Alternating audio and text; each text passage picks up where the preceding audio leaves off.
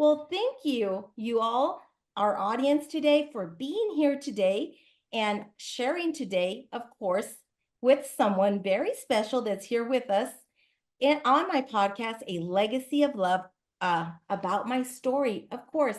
But today it's about a beautiful guest that I have here. Her name is Tywanah, and she's beautiful in and out. She also has a story.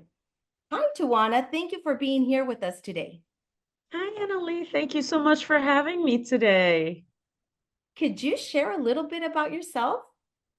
Absolutely. I am a fourth generation intuitive healer, also a psychic and spiritual coach. I have three of the most incredible women that were ever created as daughters. A special little something for a little sassy something for a granddaughter and a wonderful grandson. So my job is I lead people from their darkness into their light, since I faced so much darkness in my life. Interesting. Could you share a little bit about what you've actually had to overcome and how were you able to overcome what you went through? My pleasure. I was unfortunately impregnated by my father at 15.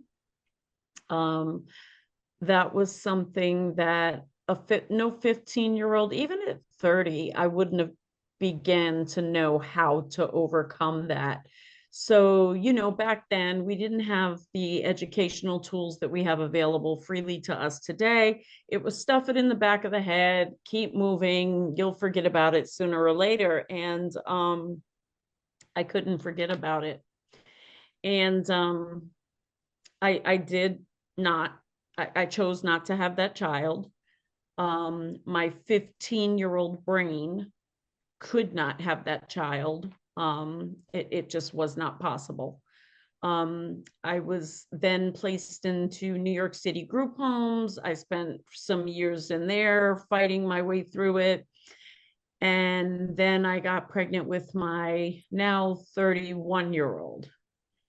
And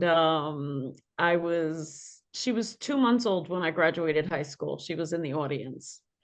Um, she was my light, and she was my way out of the darkness of, what I thought, this new light would, oh, that's already gone, that's already healed, there's no problems there anymore. And I continue to choose very poor people to be around. I continue to choose very poor people as partners, and just couldn't figure out why I had this thing that was haunting me. And finally, my breaking point was 2.5 years ago. I was with someone who would check all of the boxes off as a covert narcissist. I'm not diagnosing him or anything like that, but that's what my therapist said. He checked every box for a covert narcissist, which was crazy because he's a fourth grade teacher.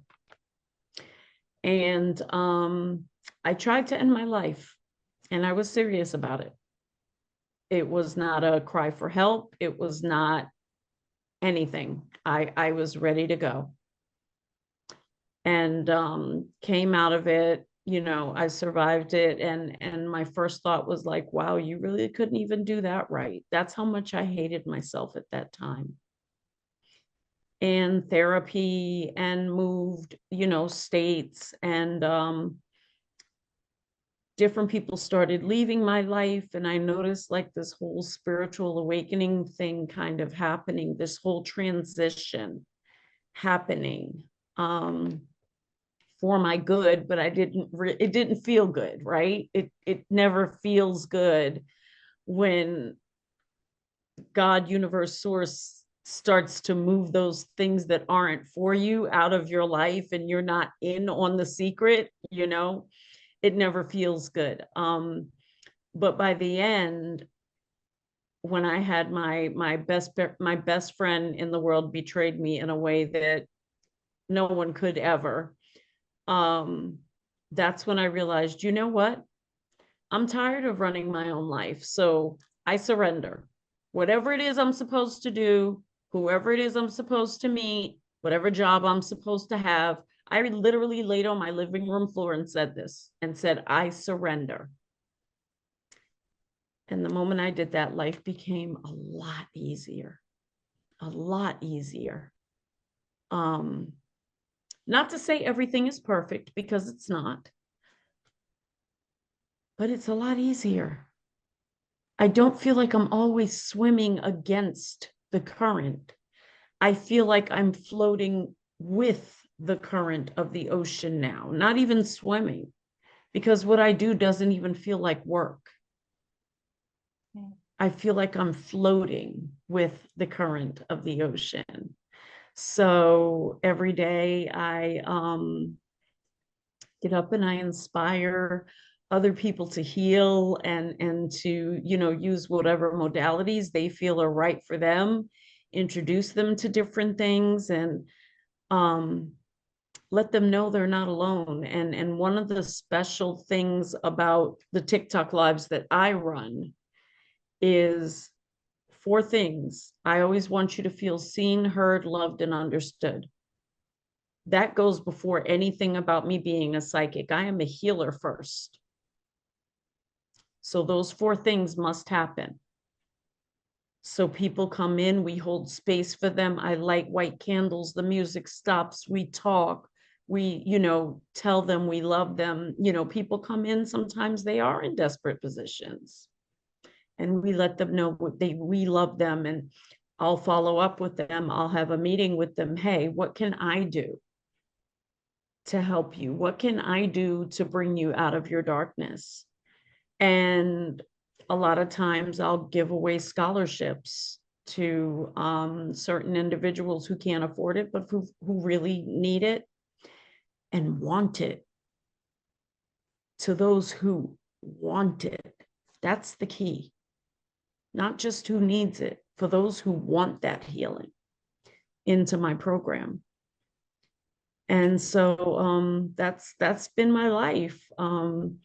I am enjoying getting to know my oldest daughter again. Me and my children, they were all adults, had been in separation for a while, and I am so enjoying getting to know her again now.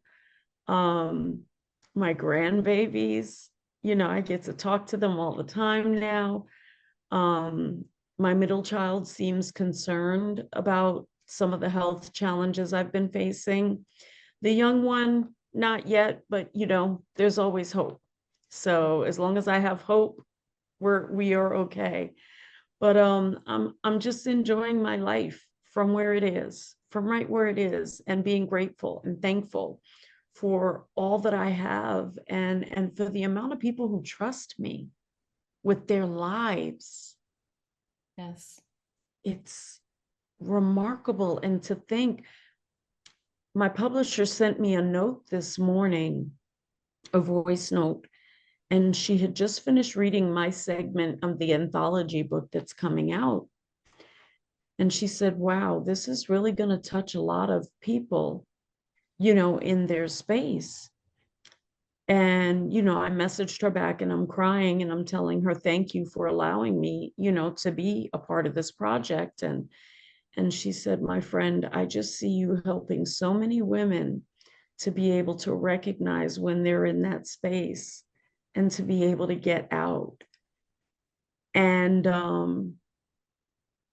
I have to say, the last 2.5 years have been the toughest years of my life, but they have also been the most beautiful, because they have brought about opportunities and people and things that I never in a million years would have dreamed of.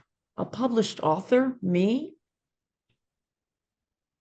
a group home girl from New York City, a published author.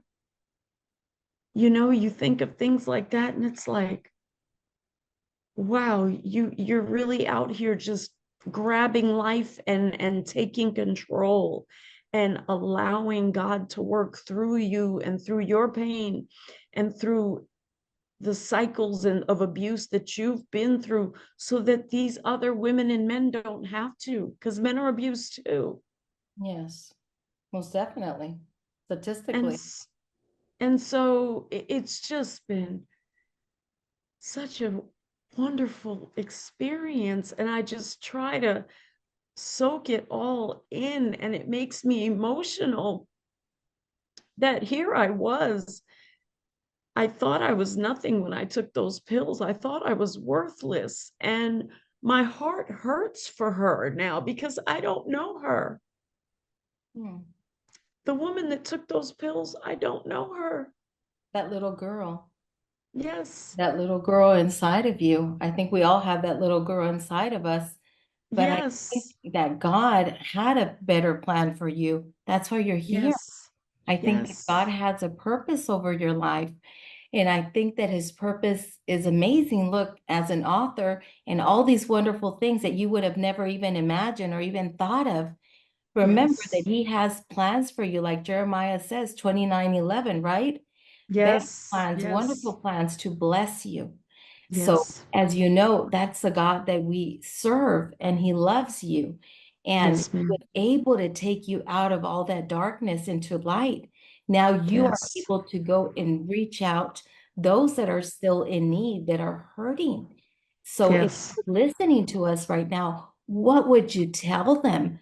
Because as we both understand that so well, being through abuse, whether it was a narcissist relationship, whether it was being abused by a loved one, physical, sexual, you name it. There's so many levels of abuse, different kinds of them, and they're in a dark place. What would you tell them if they're listening right now? How would you? Because sometimes they're in denial, they're isolated, they're in a bad relationship. They don't want to recognize that, or there's so much. Their spouse or partner or a friend or whoever they're living with, or even maybe it's the same thing that you went through, a parent that is abusing them. Um, they're being brainwashed, in other words, yes. and they believe that that's okay, which it's Hmm. not okay. What would you tell them if they were listening to you? Because we both understand that. What would you say to them? I would say get help. Um, don't cut off the best friend that is trying to tell you you're not safe. Um, if you can't find help, find me. I'll help you find help.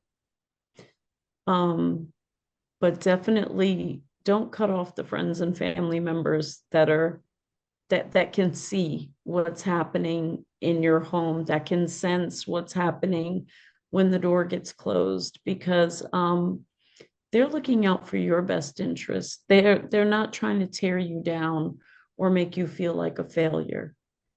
They're really looking out for you. So love on them, lean on them. And again, if you don't have anyone, find me. I will love on you. You can lean on me. I will carry you through, help you walk through that darkness. I will show you how. And just be there.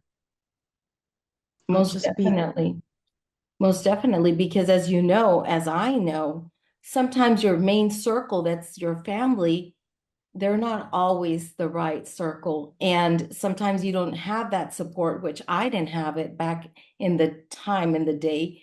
Mm-hmm. As my mother dies, I end up living with my grandparents, and they were extremely abusive.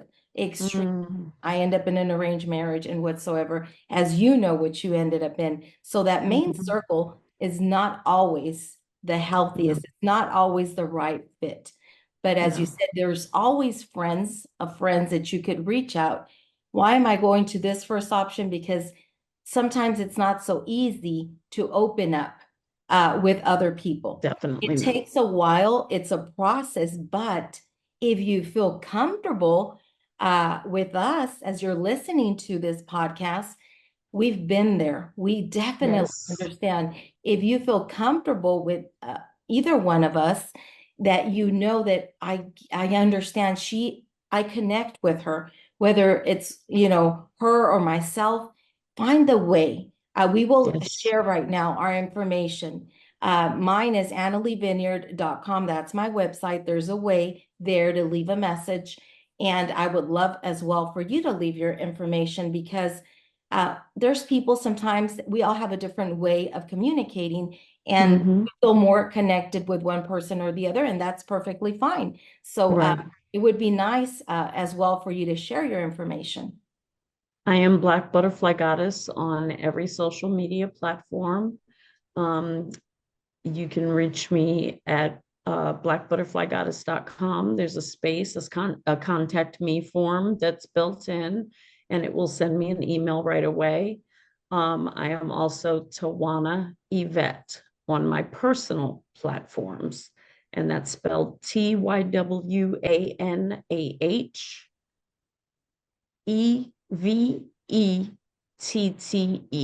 And those are my personal social media platforms. So please feel free, reach out on any of them. And I promise you, within 24 hours, minus a seizure, you will have a response. Well, that is wonderful. Is there a last message that you would like to leave for the audience? Because there's always something that we want to share and leave them with.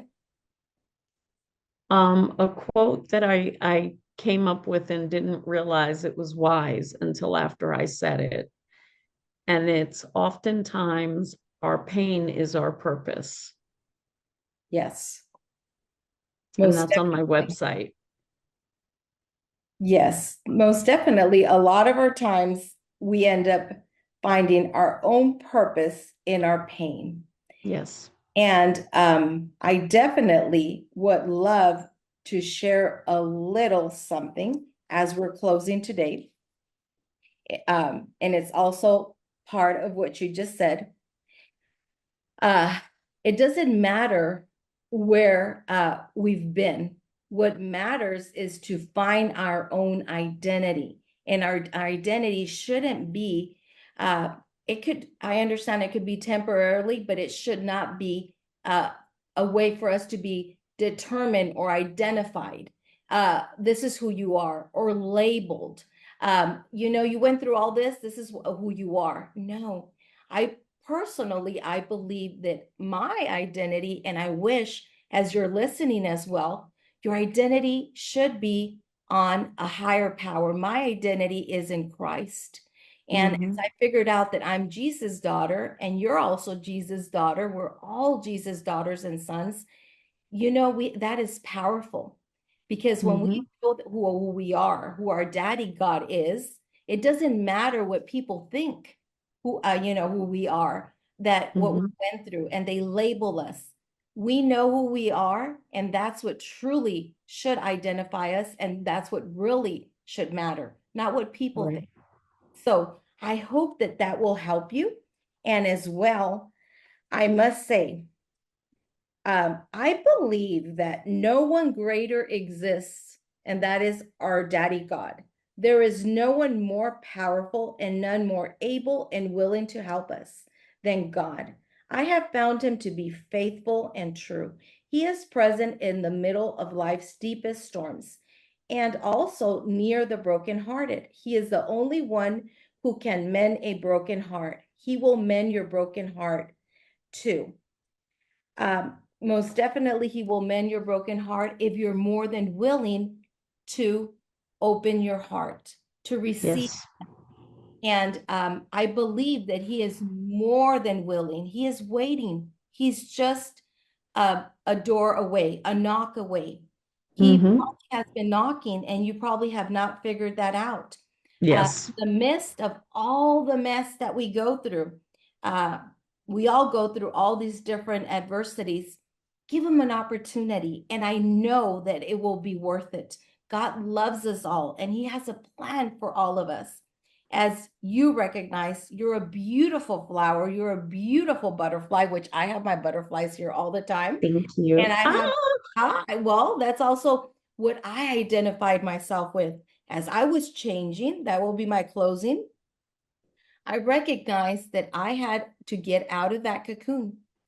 Life had placed me in a horrendous darkness, but I didn't want to be in that place.